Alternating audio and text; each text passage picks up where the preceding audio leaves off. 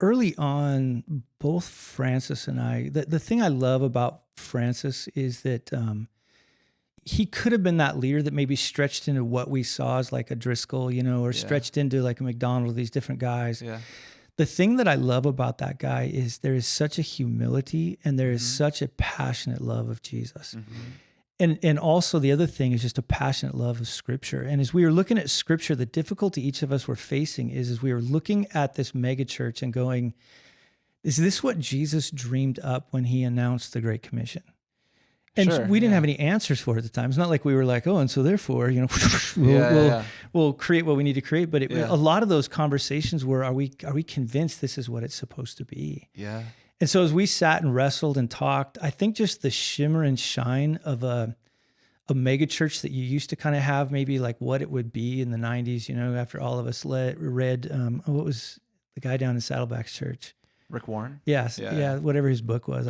Driven Church. Yeah. You read that and you're like, oh, okay, wow. Saddleback see me, and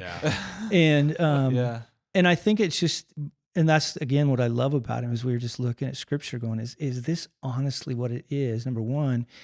And number two, we were coming to this realization that just because people were here doesn't mean they're being discipled. Totally. And so at the end of the day, great, we have this mega church. You have a passionate follower of Jesus. I love that he was a great communicator because talk about sincerity and love. I'm like, okay, that's the guy you would want to put in that frame. Yeah.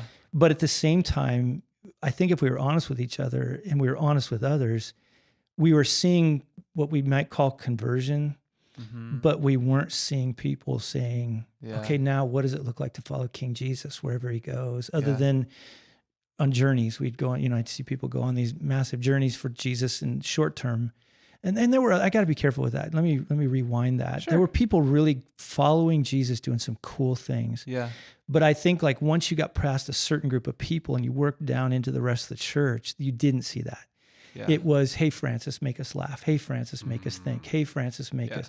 And then I'll go do men's ministry, women's ministry. My kids, so that, they don't do drugs and have sex and listen to rock and roll, they'll go to high school ministry.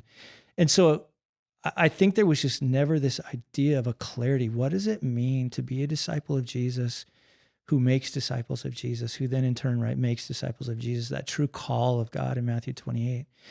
And so that caused us to start going, what are we going to do? We just bought a piece of property. We bought like 150 acres. Mount McCoy? It was off Madera, right by the Target, correct? If I'm not mistaken. Yeah, you take that back in there, back towards that golfing, towards whatever Tirahata. Yeah, Tirahata, yeah.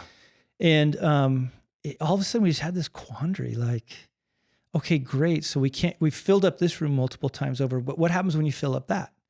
And then you fill up the next one. And they like, okay, so at what point do you finally go, okay, we're having thousands of people here, but a vast majority of them, we don't have a hands-on reality. I mean, I remember looking at him one time and saying, you know what?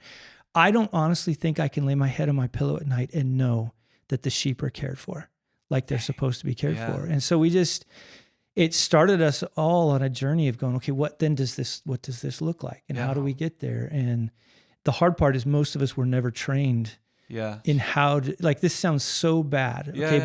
But just to be kind of honest, I knew how to parse verbs in Greek. I knew how to tear apart Hebrew. I knew how to put together a sermon.